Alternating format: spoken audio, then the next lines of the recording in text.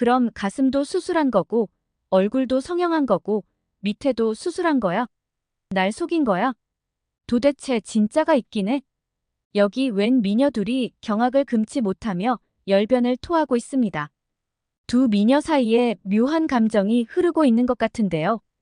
무슨 사연인지 오늘의 사연 들어보도록 하겠습니다. 안녕하세요. 저는 미국에서 온 아만다라고 해요. 평범한 대학생이고 부끄럽지만 다른 사람들에게 예쁘다는 말도 자주 듣고 운동도 열심히 하는 건강하고 밝은 사람이랍니다. 오늘 여러분께 들려드릴 이야기는 태국에서 만난 저와 닮은 친구와의 충격적인 경험에 관한 것입니다.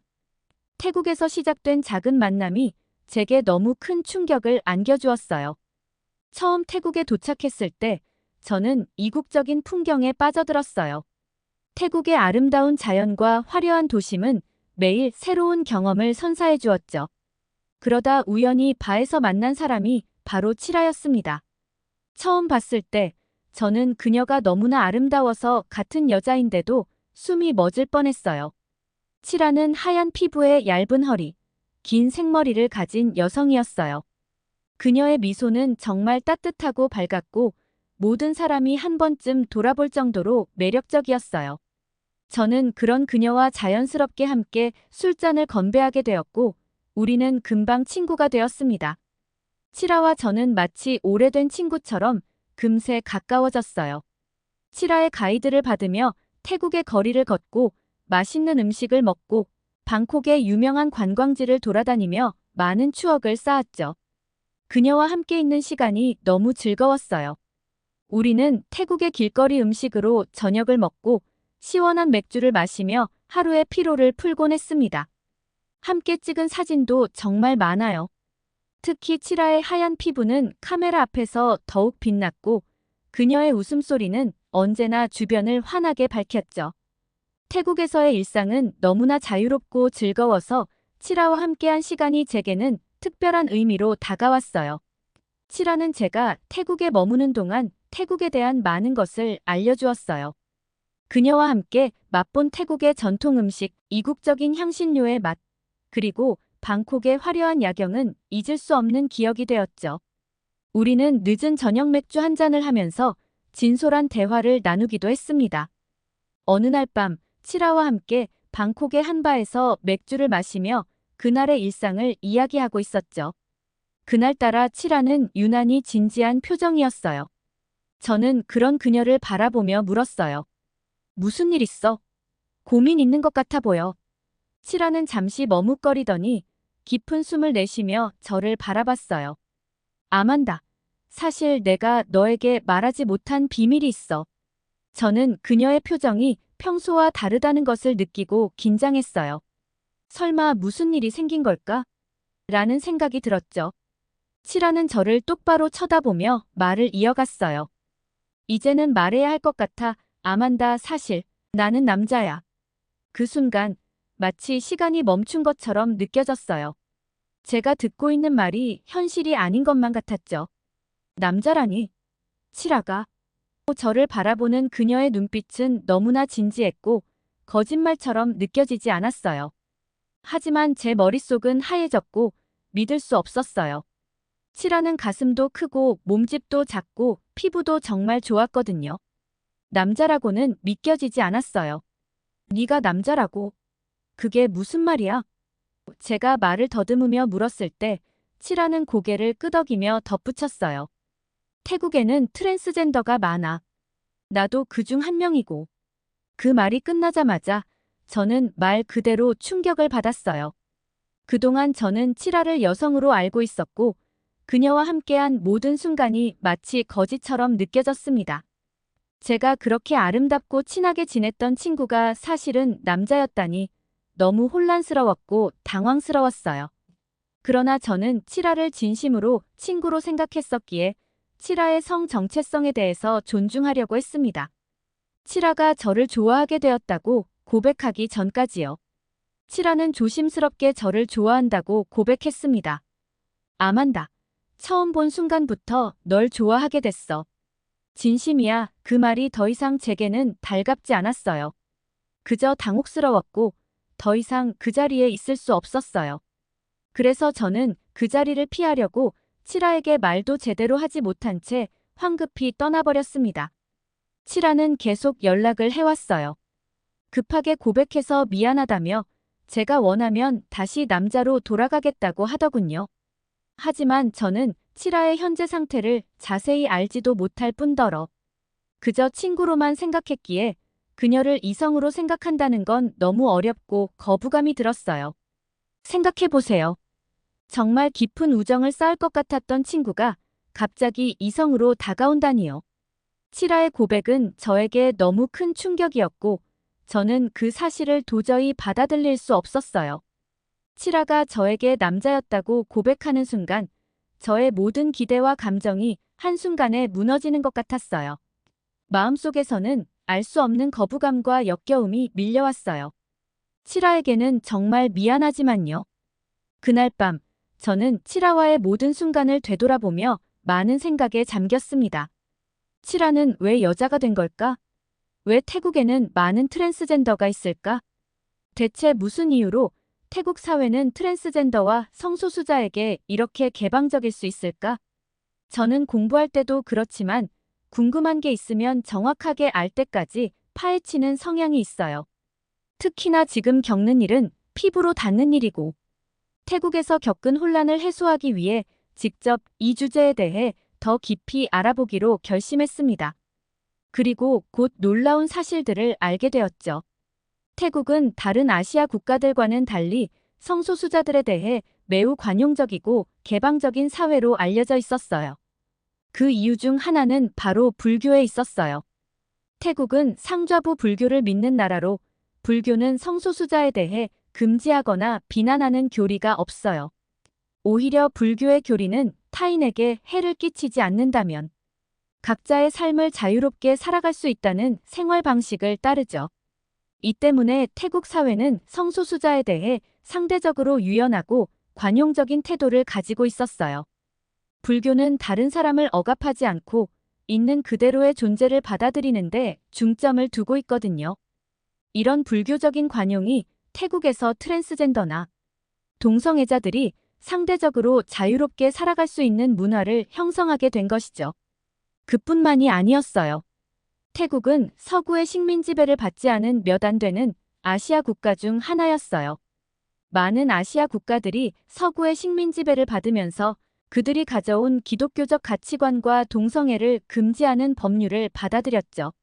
예를 들어 미얀마나 싱가포르, 말레이시아 같은 나라들은 서구의 영향을 받아 동성애를 엄격히 금지하는 법을 시행하게 되었어요. 하지만 태국은 그와 같은 서구의 영향에서 벗어나 있었기 때문에 성소수자들에 대한 억압적인 법이 생기지 않았고 오히려 전통적으로 다문화적이고 개방적인 성향을 유지할 수 있었던 거죠. 태국의 역사도 한몫했어요. 과거 태국에서는 성소수자들이 농업이나 공공의 일에서 일반적으로 일하고 생활하는 것이 당연한 일이었어요. 그들은 사회에서 소외된 존재가 아니었고 오히려 가정과 공동체 안에서 중요한 역할을 수행하는 경우도 많았죠. 심지어 일부 지역에서는 아들이 결혼 후 가족을 떠나는 것을 막기 위해 성소수자인 아들이 선호되기도 했어요. 이러한 역사적 배경은 태국 사회가 성소수자를 차별하지 않고 그들의 삶을 존중하는 문화를 형성하는 데 중요한 역할을 했습니다. 그렇지만 제가 태국에서 알게 된 가장 큰 변화는 바로 동성 결혼의 합법화였어요. 최근 태국은 동성 결혼을 허용하는 결혼평등법을 통과시켰고 내년 1월부터 공식적으로 동성 간 결혼이 가능해지게 되었죠. 태국은 동남아시아에서 최초로 동성 결혼을 합법화한 나라가 되었고 이제 모든 성소수자들이 법적으로 자신들의 사랑을 인정받을 수 있는 권리를 얻게 된 거예요. 이 법은 기존의 남편과 아내라는 용어를 없애고 성중립적인 배우자라는 용어를 사용해 모든 사람은 평등하다는 원칙을 강조하고 있었어요. 18세 이상의 성인이면 누구나 성별에 관계없이 결혼할 수 있는 권리를 보장받게 된 거죠. 많은 사람들이 이 법이 통과되었을 때 기뻐했고 태국의 성소수자 커뮤니티는 그들의 사랑을 공식적으로 인정받을 수 있게 된 것을 축하했어요. 태국 총리는 SNS에 모든 이의 사랑을 축하한다는 메시지를 올리며 각 분야의 지원에 감사드린다. 모두를 위한 공동의 싸움이라고 말하고 사랑은 승리한다. 러브윈즈라는 해시태그를 달았고 내년 1월 22일 방콕에서는 LGBTQ 커플들을 위한 대규모 결혼식까지 계획되고 있다고 해요. 태국의 수많은 성소수자들이 그들의 사랑을 세상에 당당히 드러내며 결혼하게 되는 날이 올 거예요. 하지만 저는 그런 뉴스를 들으면서 기쁨보다는 더 큰 혼란과 불편함을 느꼈어요. 태국에서의 경험을 다시 돌아보면 그곳에서 만났던 트랜스젠더와 성문화는 정말 놀라울 정도로 개방적이었어요. 태국은 성소수자들에게 굉장히 우호적인 사회로 특히 트랜스젠더는 사회 전반에서 흔하게 볼 수 있었습니다. 불교가 중심인 태국에서는 성소수자에 대한 차별이 거의 없었고 사람들은 성 정체성에 대해 비교적 자유롭게 표현할 수 있었습니다. 특히 불교에서는 성적 정체성이나 성향을 죄악으로 보지 않기 때문에 트랜스젠더나 성소수자들이 상대적으로 편안하게 자신을 드러내며 살아갈 수 있는 환경이었어요. 성별을 떠나 개인의 자유와 선택을 존중하는 태국의 성문화는 그 자체로 굉장히 독특하고 다문화적이었죠.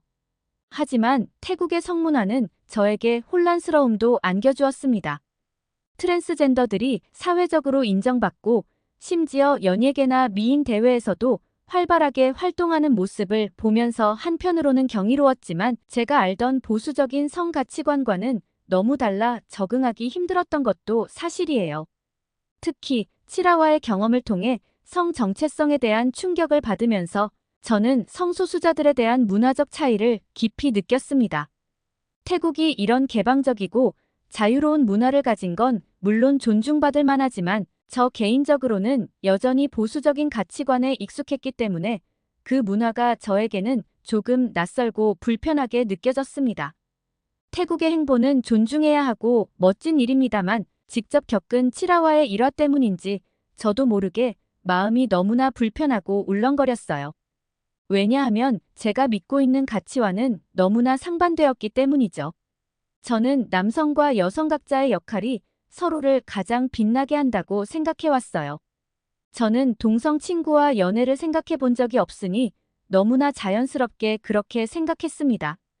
남자는 남자다울 때, 여자는 여자다울 때 그 아름다움이 더 빛나지 않나요? 물론 사람마다 생각은 다르겠지만 제게는 그런 자유로운 사랑이나 성 정체성의 변화가 너무나 낯설고 받아들이기 어려웠어요. 태국에서의 경험은 제게 너무 큰 충격을 안겨주었고 저는 이곳을 떠나야겠다고 결심했어요. 치라와의 인연도 끝을 내야겠다고 마음을 먹었습니다. 그러던 중 우연히 유튜브를 통해 한국의 유교 사상에 대해 알게 되었어요. 제가 유튜브에 태국 성문화에 대한 검색을 많이 하다 보니 알고리즘이 한국의 유교 사상에 대한 영상을 추천해 준 것이죠. 한국의 유교 사상은 남성과 여성의 역할을 명확하게 구분하고 그 역할이 서로의 아름다움을 극대화할 수 있는 조화로운 삶을 추구하는 철학이었어요. 남성은 남성답게, 여성은 여성답게 그 본연의 역할을 존중하며 살아가는 한국의 전통적인 가치관은 저에게 너무나도 맞는 것처럼 느껴졌어요. 그래서 저는 한국으로 여행을 떠나보기로 결심했어요. 태국의 자유분방하고 혼란스러운 분위기와는 다르게 한국은 고요하고 질서정연한 나라라는 이야기를 들었거든요. 그리고 실제로 한국에 도착했을 때 그 말이 맞다는 것을 깨달았어요. 서울의 거리는 현대적인 건물들과 전통적인 건축물들이 조화롭게 어우러져 있었고 그 질서와 깨끗함은 저에게 안정감을 주었어요. 특히나 한국의 공중화장실은 태국과는 차원이 달랐어요. 제가 태국에서는 경험하지 못했던 깨끗하고 위생적인 환경이 한국에서는 당연한 듯 자리 잡고 있었죠. 비데가 설치된 공중화장실을 이용하면서 한국이 얼마나 세심하게 국민들의 편의를 고려하고 있는지 알 수 있었습니다. 그런 세세한 부분까지 신경 쓰는 한국의 시스템은 저에게 큰 감동을 주었어요. 또한 한국의 대중교통 시스템도 너무나 인상 깊었어요. 지하철은 정시에 도착하고 거리는 쓰레기 하나 없이 깨끗하게 유지되어 있었습니다. 이런 깨끗함과 질서 속에서 저는 점점 더 한국의 문화에 빠져들기 시작했어요. 그리고 그 깨끗함 속에서 느껴지는 고요함은 태국에서의 혼란스러운 감정들을 모두 잠재워 주었죠. 제가 한국에 와서 느낀 것 중 가장 기대했던 부분은 바로 한국의 유교 사상이었어요. 사실 처음에는 유교라는 말이 조금 낯설고 딱딱하게 느껴졌어요. 하지만 한국에 오면서 단순히 성정체성을 떠나서 유교 사상이 얼마나 깊고 그 가르침이 한국 사회에 뿌리 깊게 자리 잡고 있는지를 몸소 느끼게 되었습니다. 한국은 예의와 배려가 단순한 매너 이상의 가치를 가지고 있다는 사실을 알게 되었어요. 그 중심에는 바로 유교 사상이 있었죠. 유교는 한국 사회에서 서로를 존중하고 배려하는 문화를 만들어낸 가장 중요한 철학이에요. 그 철학 덕분에 한국 사람들은 다른 사람과의 관계를 매우 소중하게 여기고 겸손과 배려를 중요한 미덕으로 삼고 있더군요. 제가 한국에 와서 처음 느낀 건 사람들이 정말 서로를 배려하고 있다는 점이었어요. 길을 물어보면 정말 친절하게 설명해주고 지하철에서 어르신들께 자리를 양보하는 모습은 정말 자연스러웠어요. 처음에는 이런 예의 문화가 왜 이렇게 중요한가 궁금했는데 알고 보니 유교 사상에서 비롯된 거였더군요. 특히 유교에서 말하는 충과 효가 한국인들의 가치관에 깊이 자리 잡고 있었어요. 충은 나라에 대한 충성, 그리고 효는 부모님에 대한 효도를 의미하는데 이것이 단순히 가족과 국가를 존중하는 것을 넘어서 모든 인간관계에서 예의와 배려를 실천하는 기본 바탕이 되는 거였어요. 이런 가르침 덕분에 한국 사회에서는 나보다 상대방을 먼저 생각하는 문화가 형성된 거죠. 그리고 이 배려와 겸손이야말로 한국 사회를 이끄는 큰 힘이었어요. 저는 한국에서의 여행을 통해 이러한 겸손과 배려의 미덕을 매일 경험하고 있어요. 한국의 유교 사상은 단순한 옛 철학이 아니라 현대 한국인들의 삶 속에서 살아 숨쉬고 있었습니다. 제가 가는 곳마다 만나는 사람마다 모두 이 유교적 가치관을 실천하고 있었어요. 예를 들어 한국의 전통 음식점에 갔을 때 어른이 먼저 식사를 시작하지 않으면 절대 젓가락을 들지 않는 모습도 그 유교적인 예의범절에서 비롯된 것이었어요. 특히 한국의 전통적인 교육 방식도 저에게 큰 인상을 남겼습니다. 한국에서는 어릴 때부터 도덕과 예의를 배워요. 친구들에게 들었는데 초등학교 시절부터 도덕이라는 과목을 통해 예의범절을 배운다고 하더군요. 그들은 항상 남을 먼저 배려하고 자신을 낮추는 것이 얼마나 중요한지를 배워가면서 성장해요.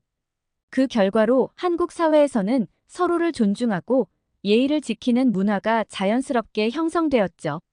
한국에서 지내면서 저는 이런 유교적 가치관이 얼마나 저에게 잘 맞고 소중한지를 매일 느끼고 있습니다.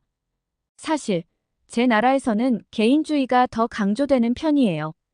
물론 개인의 자유와 권리도 중요하지만 한국의 유교 사상은 공동체 안에서 서로를 존중하고 배려하며 살아가는 방법을 가르쳐주는 것이었어요. 이것은 제가 태국에서 느꼈던 혼란과는 완전히 반대되는 것이었죠. 한국에서는 서로가 서로에게 힘이 되고 관계를 더욱 돈독히 하는 방식으로 살아가고 있었습니다. 저는 이런 유교적인 가르침이 정말 놀랍다고 생각해요. 한국인들의 삶 속에서 녹아있는 이 가치관 덕분에 그들은 세계에서 가장 배려심이 깊고 예의 바른 사람들로 인정받고 있는 거죠. 그들은 항상 서로를 배려하며 개인이 아닌 공동체를 먼저 생각해요. 그리고 이러한 문화는 단순한 예의범절을 넘어서 한국 사회의 모든 부분에 영향을 미치고 있었습니다. 저는 한국의 유교 사상을 통해 많은 것을 배웠고 이것이 제 인생에 큰 변화를 가져다 주었다고 생각해요. 남을 먼저 생각하고 겸손하게 자신을 낮추는 것, 그리고 모든 관계에서 서로를 배려하는 것. 이 모든 것이 한국 사회를 지금처럼 아름답게 만들어준 원동력인 것 같아요. 한국에서의 경험은 제게 단순한 여행이 아니라 인생의 중요한 깨달음을 주는 시간이 되었어요. 여러분도 한국의 유교 사상을 한 번쯤 깊이 들여다보시길 권해드리고 싶습니다. 결론적으로 태국에서의 칠화와의 충격적인 경험은 저를 완전히 다른 길로 이끌었어요. 물론 태국의 문화도 존중하지만 저에게는 한국의 유교 사상이 훨씬 더 잘 맞는다는 것을 알게 되었죠. 남성과 여성이 각자의 역할을 다하며 조화롭게 살아가는 한국의 문화는 저에게 안정감을 주었고 제가 혼란스러워했던 모든 문제들을 해결해 주었어요. 여러분도 혹시 저처럼 혼란스럽고 낯선 경험을 했던 적이 있다면 한국의 전통적이고 조화로운 삶에서 해답을 찾을 수 있을 거예요. 한국의 문화는 여러분에게도 큰 평온과 안정감을 줄 수 있을 거라고 확신해요. 한국의 유교 사상과 그로 인해 형성된 사회적 분위기는 정말 독특하고 놀라울 정도로 따뜻했습니다. 한국 사람들은 겉으로만 친절한 것이 아니라 그들의 마음속 깊은 곳에서부터 배려하고 존중하는 마음을 갖고 있었어요. 특히 그들이 단순히 자신을 드러내지 않는 것으로 끝나는 게 아니라 나보다 상대방을 우선시하고 서로를 존중하려는 문화가 얼마나 중요한지 깨달았습니다. 이 모든 것이 유교 사상에서 비롯된 것임을 알게 되니 한국이 왜 이렇게도 조화롭고 평화로운 사회를 유지할 수 있는지 이해할 수 있었어요. 한국에서의 경험은 저를 한층 더 성숙하게 만들어 주었고 제가 평소에 당연하게 여기던 가치관을 다시 한번 돌아보게 했습니다. 태국에서의 혼란스러웠던 경험과는 달리 한국에서의 시간은 저에게 안정감과 깊은 감명을 주었어요.